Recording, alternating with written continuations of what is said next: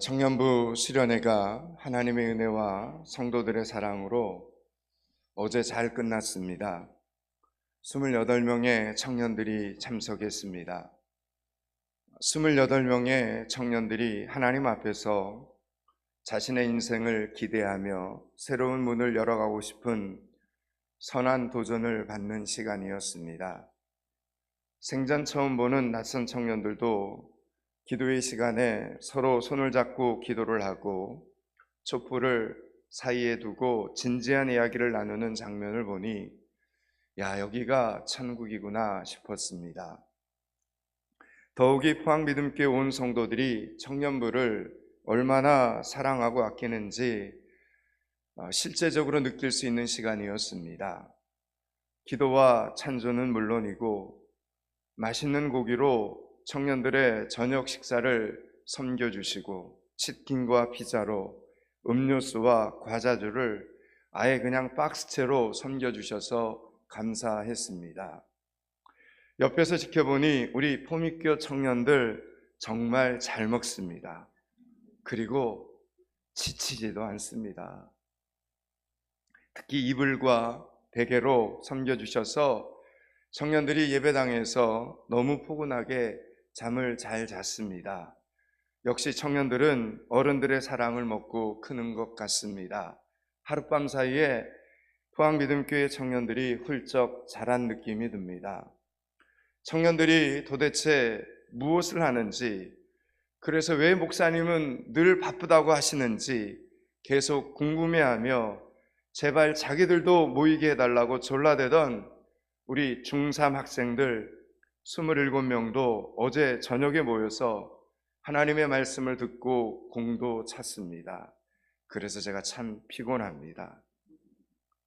하루도 빠짐없이 모이면 맨날 혼날 짓을 하고 잔소리를 그렇게 듣는데도 저들은 목사님, 포항믿음교회가 좋습니다 라고 합니다. 그렇게 담임 목사에게 매주 혼을 나면서도 세븐일레븐에서 라면 한 그릇 먹고 다음 주에도 꼭 모여야 한다 다짐을 하면서 흩어졌습니다.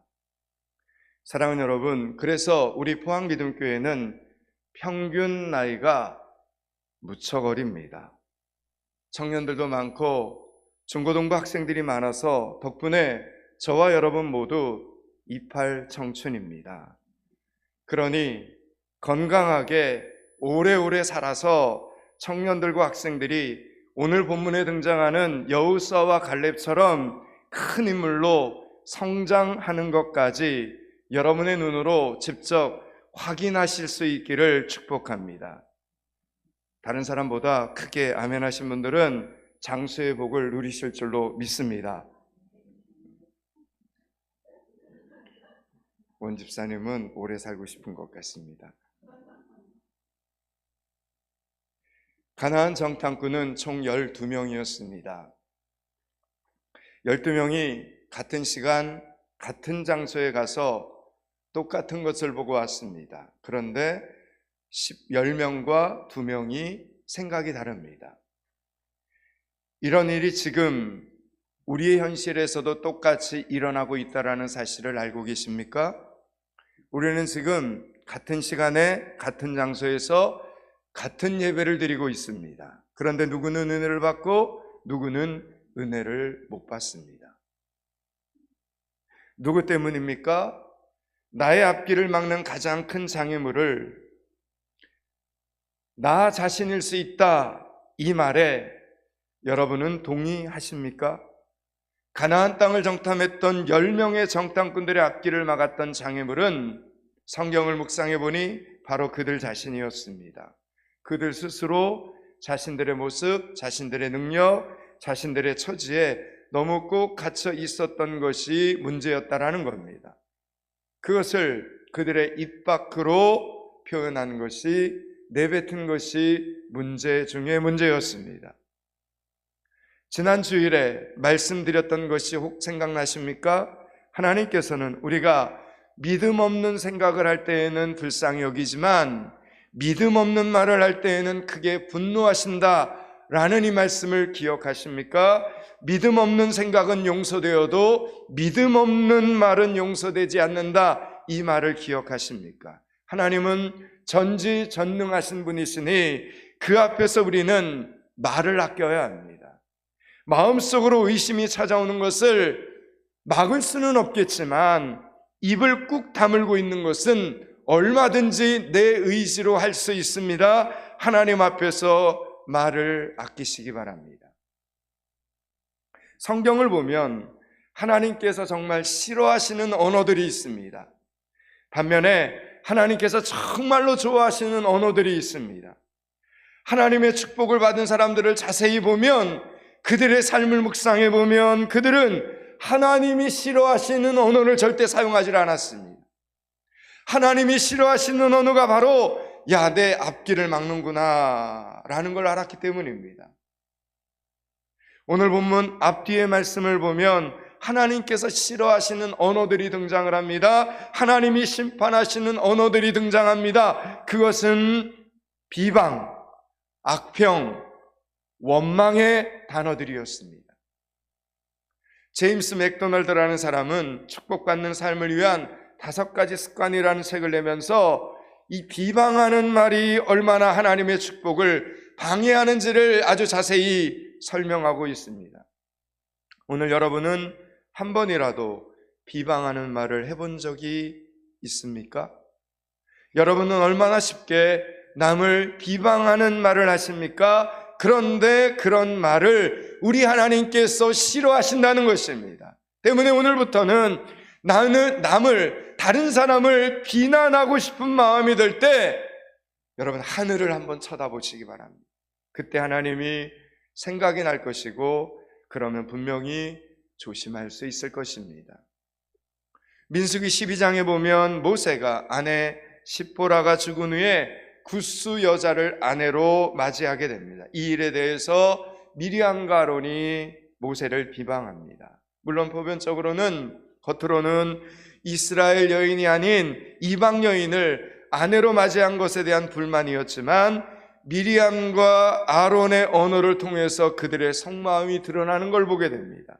그들은 모세에게 시기심과 질투심을 가지고 있었던 것입니다. 그래서 민수기 12장 1절 2절에 보면 모세가 굿수 여자를 취하였더니 그 굿수 여자를 취하였으므로 미리암과 아론이 모세를 비방하니라. 그들이 이르되 여호와께서 모세와만 말씀하였느냐 우리와도 말씀하지 아니하셨느냐 하며 여호와께서 이 말을 들으셨더라, 이렇게 말합니다. 여러분, 모세가 굿수 여자를 취하는 것하고 하나님께서 자신들과도 말씀하셨다는 이 말은 전혀 상관이 없는 이야기입니다.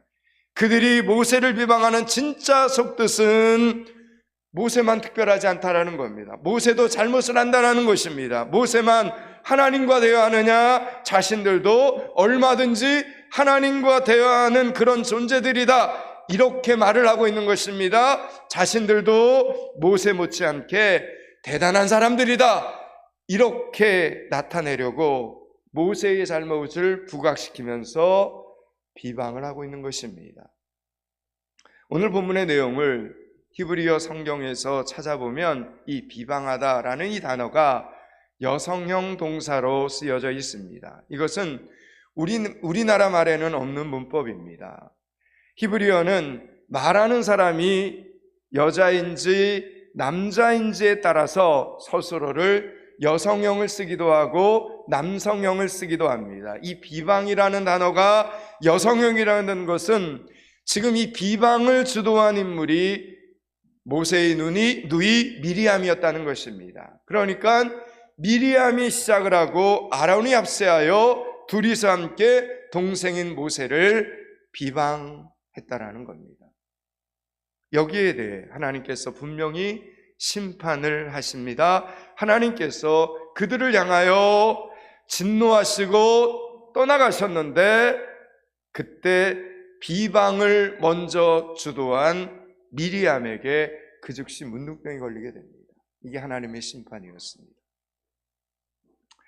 교묘한 사람들은 다른 사람에게 잘못을 다 뒤집어 씌우고 자기는 쏙 빠져나가기도 합니다. 그래서 사람들은 누가 먼저 그 비방의 말을 하였는지 잘 모를 수도 있습니다. 잘못 오해할 수도 있습니다. 그러나 하나님은 분명히 아십니다. 누가 먼저 그런 생각을 품었는지, 그리고 그 생각을 누가 입 밖으로 표현했는지, 누가 누구를 선동하여 같은 비방을 하였는지 하나님은 정확히 알고 계십니다. 그리고 반드시 하나님의 시간대에 그 책임을 물으십니다. 그러므로 우리는 우리의 언어 생활을 항상 조심해야 합니다. 만약 하나님께서 살아계시지 않고 우리가 하나님의 축복이 필요 없다면 그냥 그렇게 살다가 죽는다 해도 어쩔 수 없을 것입니다. 왜냐하면 한번 고정된 우리의 언어 습관이 여러분 쉽게 변하지 않기 때문입니다. 사람이 쉽게 변합니까? 어렵습니다. 그러나 하나님이 여전히 살아계시고 우리가 하나님의 축복이 필요하다면, 그리고 하나님께 응답받는 기도를 하고 싶다면 반드시 우리는 우리의 잘못된 언어를 고쳐야 합니다. 생사를 뜯어내는 아픔이 있을지라도 반드시 고쳐야 하나님의 축복을 받게 됩니다. 반드시 고쳐야 하나님의 응답을 경험하게 됩니다. 반드시 고쳐야 회복을 경험하게 되는 것입니다. 우리들의 인생에 지금도 많은 문제가 있고 실패가 있는 것은 우리들의 언어가 하나님의 축복을 가로막기 때문입니다. 하나님 앞에서 사용하는 우리들의 언어가 잘못되었기 때문입니다. 우리는 내가 사용하는 언어의 흐름을 좀 알 필요가 있습니다. 여러분, 지난 한 주간, 어제 여러분은 어떤 말을 사용하시다가 오늘 이 예배의 자리에 나오셨습니까? 여러분의 언어의 흐름은 주로 긍정적인 언어입니까? 아니면 부정적인 언어를 많이 사용하십니까? 누군가를 비방하다 보면 나도 모르는 사이에 악평을 하게 되고, 악평하다 보면 오늘 본문에 등장하는 이스라엘 백성들처럼 원망까지 하게 됩니다. 사실 처음 한마디 할 때는 그렇게까지 말하려고 의도하지 않을 경우가 많습니다. 그러나 말이란 한 번 잘못하다 보면 커집니다.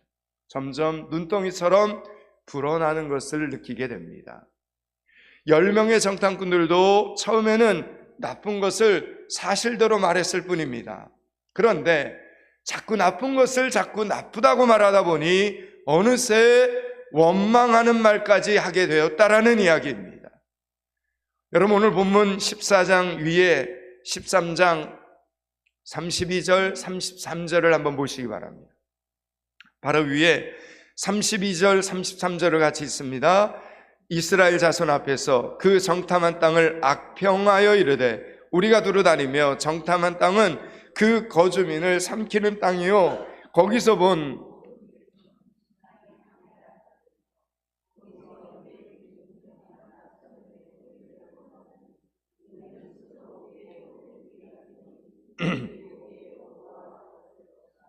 아멘. 여러분, 가나안 땅에는 실제로 장대한 사람들이 살고 있었습니다. 과장법을 좀 사용하긴 했지만 그 말은 거짓이 아니라 사실을 말하고 있었습니다. 그러나 자꾸 나쁜 점에 초점을 맞추어서 이야기를 하다 보니 어느새 그들의 말은 나쁜 쪽으로 점점 확대되어 가고 있었다는 겁니다. 그래서 이제는 하나님을 원망하는 말이 자신들도 모르는 사이에 습관처럼 입으로 줄줄 지금 새어 나오는 것입니다. 이제 오늘 보면 2절과 3절을 보시기 바랍니다. 14장 2절 3절을 같이 한번 읽습니다. 이스라엘 자손이 다 모세와 아론을 원망하여 온 회중이 그들에게 이르되 우리가 애굽 땅에서 죽었거나 이 광야에서 죽었으면 좋았을 것을 어찌하여 여호와가 우리를 그 땅으로 인도하여 칼에 쓰러지게 하려 하는가?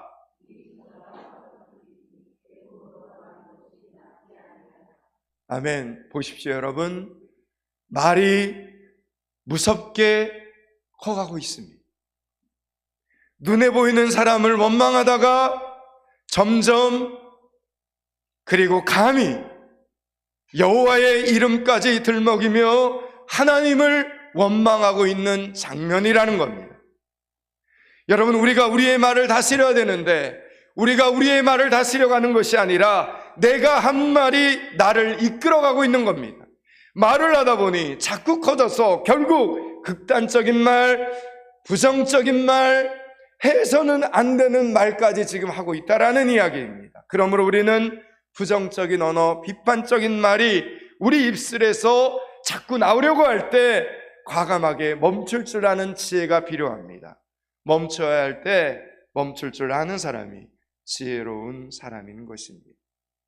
만약 내 힘으로 여전히 멈춰지지 않는다면 어떻게 해야 됩니까? 내 언어의 위험성을 자각하고 작정하고 금식하면서라도 하나님 앞에 기도해야 된다라는 이야기입니다. 하나님, 제발 부정적인 나의 언어 생활을 고쳐 주시옵소서라는 이 기도 제목을 가지고 하나님 앞에 몸부림치면서 기도하는 시간들을 가져야 된다라는 이야기입니다. 사랑하는 여러분, 여러분은 부정적인 언어로부터 자유로우신 분들입니까? 기도를 하는데도 응답이 없습니까? 신앙생활을 한다고 하는데도 여전히 시험이 많습니까? 사람들과 불편한 일이, 자꾸 다투는 일이, 벽을 세우는 일이 자꾸만 생겨나십니까? 우리들의 언어 생활을 점검해 보아야 합니다. 내가 미리암처럼 나쁜 말을 먼저 시작하는 사람은 아닌지를 한번 생각해 보셔야 합니다. 반면에 오늘 여호수아와 갈렙은 10명의 정탐꾼과는 다른 말을 사용합니다. 똑같은 상황이었습니다. 그리고 똑같은 일을 겪었습니다. 똑같은 것을 보고 왔습니다. 그런데 그들은 다른 사람들을 두렵게 하는 말을 사용하지 않고 오히려 격려하고 소망을 주는 말을 했습니다. 오늘 보면 7절 8절을 한번 보시기 바랍니다. 14장 7절 8절을 같이 한번 읽습니다. 이스라엘 자손의 온 회중에게 말하여 이르되 우리가 두루다니며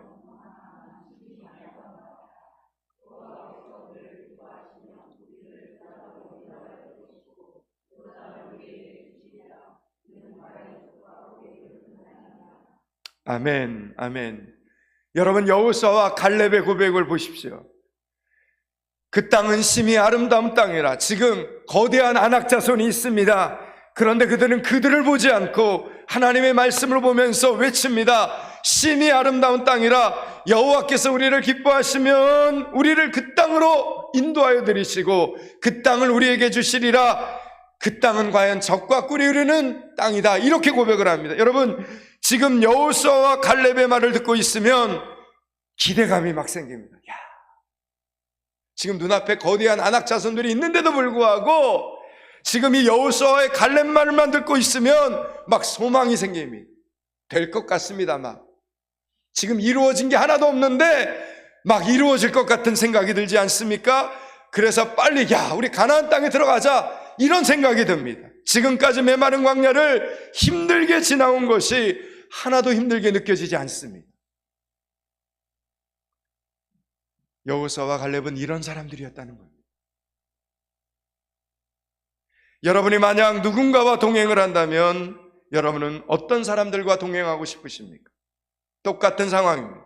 똑같은 상황에서 불만거리를 보고 불평하는 사람과 비전을 보는 사람, 둘 중 여러분은 어떤 사람들과 동행하고 싶으십니까? 여러분, 그렇다면 우리 하나님은 어떠시겠습니까? 똑같은 상황에서 여전히 원망하고 여전히 불평하는 사람에게 하나님의 일을 맡기시겠습니까? 아니면 힘들어도, 상황이 어려워도 하나님을 기억하며 하나님의 말씀을 생각하며 여전히 좋은 것을 먼저 보고 기대하는 사람들에게 하나님의 일을 맡기시겠습니까? 어떤 교회와 어떤 성도들에게 하나님께서 당신의 일을 맡기시겠습니까? 우리가 남들보다 하나님의 축복을 받지 못하는 이유는 다른 사람들에게 있는 것이 아니라 나에게 있습니다. 바로 내 자신, 나의 언어 생활에 있다라는 이야기입니다. 여호수아와 갈렙은 눈에 보이는 좋은 것만을 이야기한 것이 아닙니다.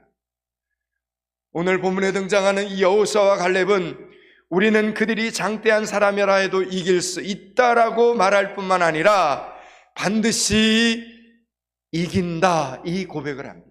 이길 수 있을까? 이게 아니라 반드시 이긴다라고 말합니다. 그러니까 여호수아와 갈렙은 공동체 안에 수많은 사람들에게 하나님이 주신 사명감을 고취시키는 언어를 사용하는 정말로 귀한 사람들이었다는 이야기입니다.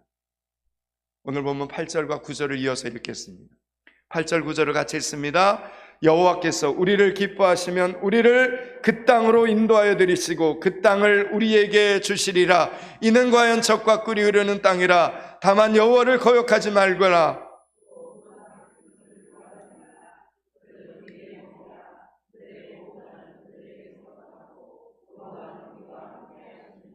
아멘. 아멘. 아멘.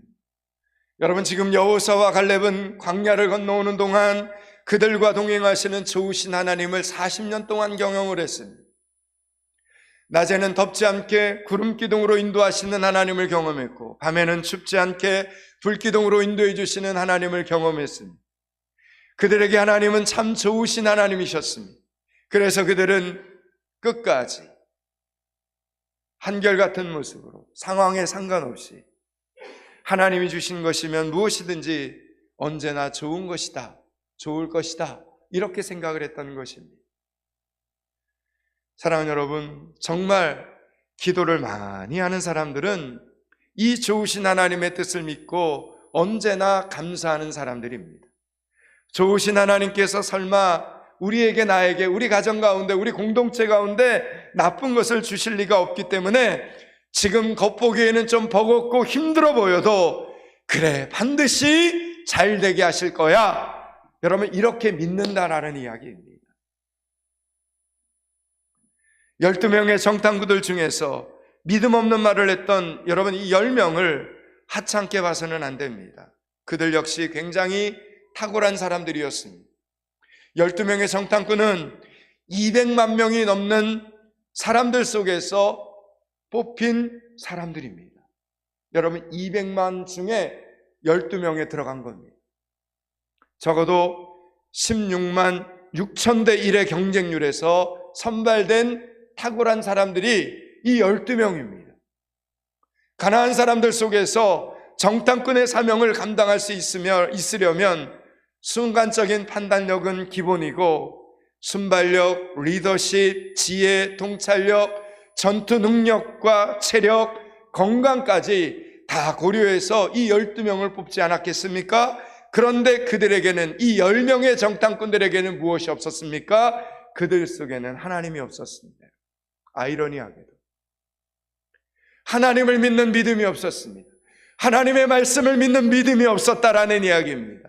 여러분, 하나님의 백성들은 선민입니다. 하나님이 택한 하나님의 자녀들이라고 믿는 사람들입니다. 그런데 이 말씀을 보니까 이 10명의 정탐꾼들에게는 지금 하나님이 보이지 않습니다. 하나님의 말씀이 하나도 보이지 않습니다. 그 사람들 속에 여러분, 하나님이 없으면 겉사람이 아무리 천사 같아도 입술에서 하나님이 기뻐하시는 말이 나올 수 없다라는 이야기를 드리는 겁니다. 요한계시록 13장에 보면 바다에서 짐승 2마리가 이렇게 올라옵니다. 바다는 세상을 가리키는 표현이고, 짐승은 하나님을 대적하고 성도들을 시험 들게 하는 사람을 가리킵니다. 그런데 성도들이 너무나 잘 속아 넘어가는 이유를 살펴보니까 겉모습이 어린 양과 같더라는 것입니다. 성도들은 지금도 어린 양이라고 하면 당연히 나를 대신해서 십자가에 대신 못 박혀 돌아가신 예수 그리스도를 떠올리기 때문에 깜빡 속습니다. 우리나라 대한민국에도 예수라는 이름으로 활동하는 메시아가 공식적으로만 50명이 넘습니다. 비공식적으로는 더 많습니다. 성경에서도 말씀하고 있는 것처럼 가짜가 진짜 어린 양과 같은 모습을 하고 있다는데 어려움이 있습니다. 그런데 여러분, 뭐가 다른지 아십니까? 가짜 어린 양도 2개의 뿔이 나 있고 능력이 있습니다. 사람들이 깜짝 놀랄 만한 이적도 일으킵니다. 그래서 이단에 빠진 사람들이 와서 뭐라고 이야기를 하냐면 진짜 병이 낫더라. 우리 교회 와 보니까 사람들이 훅 하고 쓰러지더라. 내가 봤다. 이렇게 말을 해요. 네, 그럴 수 있습니다. 그러나 사실이 다 진리는 아닙니다. 다시 말씀드립니다. 사실이 다 진리는 아닙니다. 옆집에 남자가 살아요. 그것은 사실입니다. 그렇다고 그 남자가 다 착한 사람입니까? 이것은 별개의 문제라는 겁니다. 사실하고 진리는 별개의 문제입니다. 속아 넘어가지 마시기 바랍니다. 가짜 어린 양도 겉모습과 능력과 역사는 진짜 어린 양과 똑같은데 결정적으로 다른 것이 있습니다. 요한계시록 13장 11절에 보면 이런 말씀이 이어집니다. 내가 보매 또 다른 짐승이 땅에서 올라오니, 제가 지금 앞에서 말씀드린 거예요. 내가 보매 또 다른 짐승이 땅에서 올라오니 어린 양같이 두 뿔이 있고 용처럼 말을 하더라. 이렇게 말합니다. 용처럼 말을 하더라. 겉으로 절대로 흉내낼 수 없는 것, 그것은 바로 말이라는, 언어라는 겁니다. 언어. 겉모습은 분명히 어린 양인데 입술을 벌려 말을 하는데 용처럼 말을 하더라라는 이야기입니다. 겉모습은 완전합니다. 지금 학벌도 있고 재산도 많고 교양도 있고 외모도 좋은데 보니까 그 사람이 생명을 살리는 생명의 말을 사용하는 것이 아니라 죽이는 말을 사용하는 겁니다. 속이는 말, 거짓의 말, 유혹하는 말을 사용하는 것입니다. 이것을 분별하기 위해서 우리는 생명의 말을 우리가 먼저 훈련해야 된다라는 이야기입니다. 여러분, 이 세상에서 원수마귀가 다른 것은 다 흉내낼 수 있지만 단 한 가지 흉내지지 못하는 것은 바로 오늘 본문의 제목처럼 생명을 살리는 말, 은혜를 끼치는 말, 이 말을 원수마귀는 할 수 없다라는 겁니다. 우리가 땅에 이렇게 땅을 디디고 살고 있는 여러분, 보이는 세계가 전부가 아닙니다. 하나님의 세계가 있고 천국의 세계가 있고 영적인 세계가 있음을 기억하셔야 됩니다. 그 세계를 오늘도 우리는 하나님의 말씀을 부여잡고 우리의 삶 속에 적용하면서 여러분 체험해야 되는 한 주간을 만들어 가야 되는 것입니다.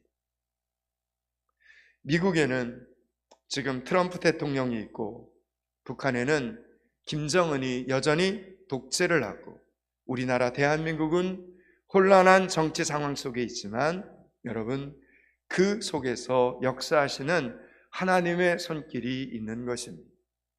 사람이 일하지만 사람 속에서 역사하시는 하나님이 여전히 살아계시다는 것을 우리는 믿고 기도하며 기대하는 삶을 살아야 되는 것입니다.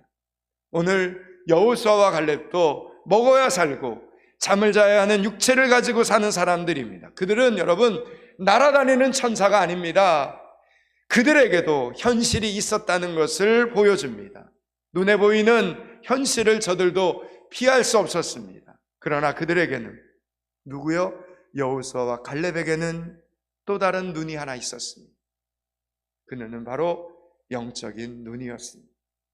하나님께서 여전히 다스리시는 이 세계에 대한 영적인 눈이 여호수아와 갈렙에게는 환경에 상관없이 조건에 상관없이 활짝 열려 있었던 것입니다. 그러므로 제발 섣불리 말하지 말고 오직 하나님을 거역하지 말자고, 하나님께서 여전히 우리와 함께 하심으로 겁먹지 말자고 여호수아와 갈렙은 이스라엘 공동체 구성원들에게 외치고 있는 장면인 겁니다. 사랑하는 여러분, 여러분의 언어를 칼처럼 사용하시기 바랍니다. 여러분, 칼을 함부로 사용하지 않듯이 말을 조심스럽게 해야 합니다. 여러분의 언어가 부정적인 언어에서, 불평하는 언어에서, 원망하는 언어에서, 비판하는 언어에서 하나님을 소망하는 언어로 바뀌면 오늘 본문에 등장하는 여호수아와 갈렙처럼 소원을 성취하는 삶을 살게 됩니다. 하나님께 축복받는 인생을 살게 되는 것입니다. 사순절 기간 나의 언어가 바뀌고 있는 것을 나도 알게 되고 내 주변 사람들도 알게 되기를 축복합니다. 괴롭게 하는 언어가 아니라 서로에게 은혜를 끼치는 언어로 바뀌게 되기를 축원합니다. 이제 말씀을 마치려고 합니다. 사랑하는 여러분, 오늘 여러분을 누가 힘들게 합니까? 그 사람을 위해 기도할 때 하나님, 그 사람과 내가 원수가 아니라 서로 은혜를 끼치는 사이가 되게 하여 주시옵소서라고 기도하시기 바랍니다. 그 선하고 애절하고 눈물 나는 기도 속에서 하나님께서 반드시 응답해 주실 것을 저는 믿습니다. 사순절 기간 동안 우리가 기도하는 모든 사람들과의 관계가 원수에서 은혜를 끼치는 사이로 변화되는 기적이 일어날 수 있기를 주님의 이름으로 축원합니다. 기도하겠습니다. 하나님, 사순절 기간 비방, 악평, 원망, 불평하는 하나님이 심판하시는 언어들이 아닌 사랑의 언어, 섬김의 언어, 순종의 언어를 사용하는 예배자들이 되게 하여 주시옵소서. 하나님의 축복을 가로막는 언어들이 아닌 하나님의 축복이 쏟아지는 언어를 사용하는 성도들이 되게 하여 주시옵소서. 오늘도 내일도 생명을 살리는 말, 은혜를 끼치는 말을 사용하는 믿음의 성도들이 되게 하여 주시옵소서. 예수 그리스도 이름을 받들어 기도드리옵나이다. 아멘.